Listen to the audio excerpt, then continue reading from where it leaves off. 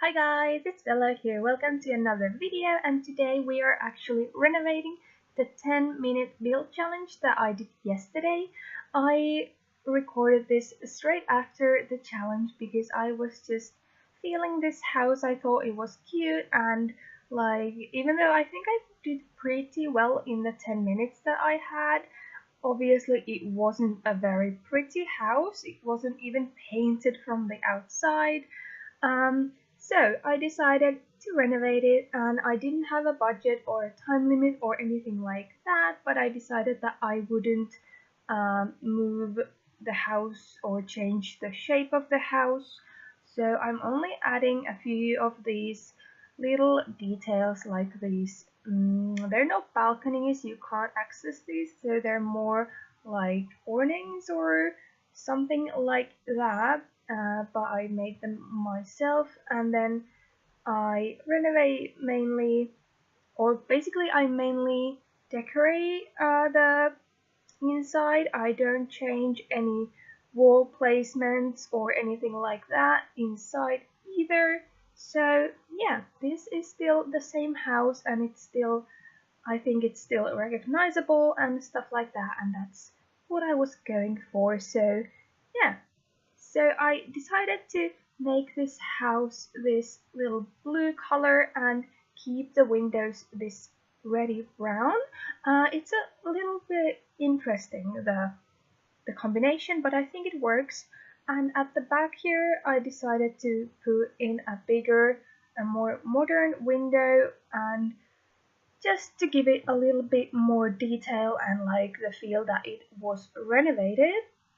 And here I used one of those lamps. I saw someone in the Crystal Gamers Castle condo furnish do that, and I thought that it looked like those little night lamps that you put on the sockets, like that. And I thought it was a very cute idea, so I used one of those lamps there on the wall, like very low, so that it looks like a night lamp.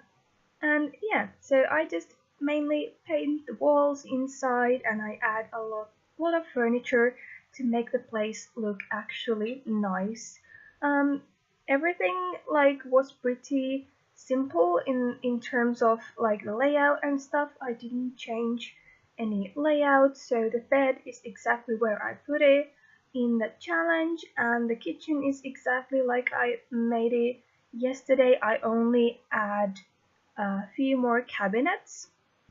And for this bedroom, I think like the color scheme is very interesting, and overall the design. I use a lot of vampire stuff, and for example that cloth hanging, I'm not sure what to call that, the cloth over the end of the bed is something that I haven't used before, and I don't know what the idea was behind that. I just thought it looked nice, and with those more muted colors, I didn't feel like the room looked too vampire-y. Vampire-y? Yeah, well, that's a word now.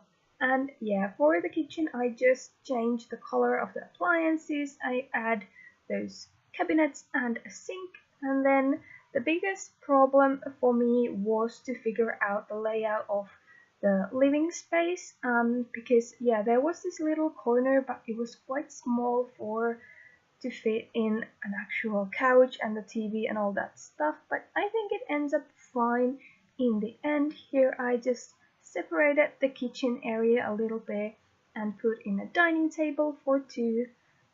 That's the maximum amount of people that or Sims that can live here anyway. And well, I do put in some pet beds and a bowl, so one or two Sims and a dog might live here. But yeah, here I am messing around with the living space, and I knew that this was the only option, like to have it in this corner, but it took me a while to figure out exactly what I wanted. And I use these city living couches, those like vintage couches again. I know many people don't like them, and many people think that they are quite ugly, but actually I think they are one of the most realistic couches in the game. Like some of the couches, especially the modern ones, are so modern that I've never seen anyone actually have a couch like that. So I don't know, of course these are a bit more rustic and worn out, but I think they're still much more realistic than, like, I don't know, some of those get to work couches or some of those spa day couches that are very very modern, simplistic, and like just not very cozy looking. They look not that fun to sit on. That's a weird thing to say. But anyway, this is what we go for the living space, and here I just do a little entrance area with this shelf on the top of the toilet door. And for the bathroom, I actually don't change much anything. I keep the floor and the walls and the placement of everything, so I just add in a little bit of details. And I decided to put a computer desk here behind the couch. Again, it was pretty much the only place I could put in, so I figured it makes sense in a small home like this. The people who live here would have to make some compromises and be like clever with the furnishing, I guess. But yeah, I think this turns out quite nice. I do my best to add in lots of woods and some plants so that it's actually a nice place to live in. And yeah, here I just put in a stereo here on in the corner on this table, and yeah, they have everything they need. And here's another little dog bed, so I imagine they have a small dog. In the yard there will also be a box of toys for the dog, and if you wanted a cat you would just need to add a litter box in. I didn't do that because I was imagining a dog. And this object is very funny, the like ketchup and all that kind of stuff in the basket. It doesn't go on counters, which I think is ridiculous. It only goes on tables. And yeah, you can of course move objects it, but I think it's very silly that it doesn't go on counters. Anyway, I did that. I broke the rules. And we are just doing some little details to make it more lived in, and we are pretty much done with the interior, just a couple more rugs.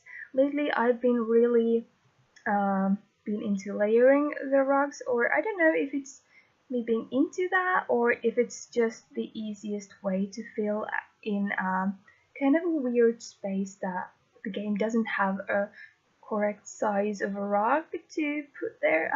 Does the sentence make sense? I'm not sure, but I guess you know what I mean. And for the yard, I just close the space off with this white picket fence, add in a couple of trees, but I don't do much landscaping at all. And for the entrance, I kind of did this gate looking thing that's actually not a gate, and the gate is in front or next to it, yeah, but I thought that it looked like a gate that would maybe like. Anyway, we don't have many good like low gates in the game, so I decided to do my own thingy, and we are just gonna put in this little pathway and just a little bit of some shrubs and flowers in the front. But like I said, I wasn't feeling the landscaping, so I kept it very very minimal. And I know that this lot is much bigger than the house actually needs to be, but I guess this would be a good like place to start your game. It's not a starter home anymore, but it's quite affordable, or it could be your second home, and then if you have a family you could expand it. I think it's a good shape to add on, and the lot is big enough that you can actually add on quite a lot of rooms inside. And yeah, so here's just the finalizing touches. I put in some clutter on the shelves here and all that kind of stuff. But yeah, anyway, I hope you enjoyed this video guys, and tomorrow I will have some more casts for you. And yeah, if you like this, please give it a thumbs up and consider subscribing to my channel. I post new Sims 4 videos almost every single day, And here are still the screenshots. So here you can see the front or the outside of the build. I think it's pretty cute, and I think for the 10-minute build challenge I did quite well, so I didn't have to really change anything. So I just added stuff and moved it around a little bit. But yeah, I hope you enjoyed this video, guys. If you did, please leave your comments and suggestions down below, and I will see you all the next time. Bye bye!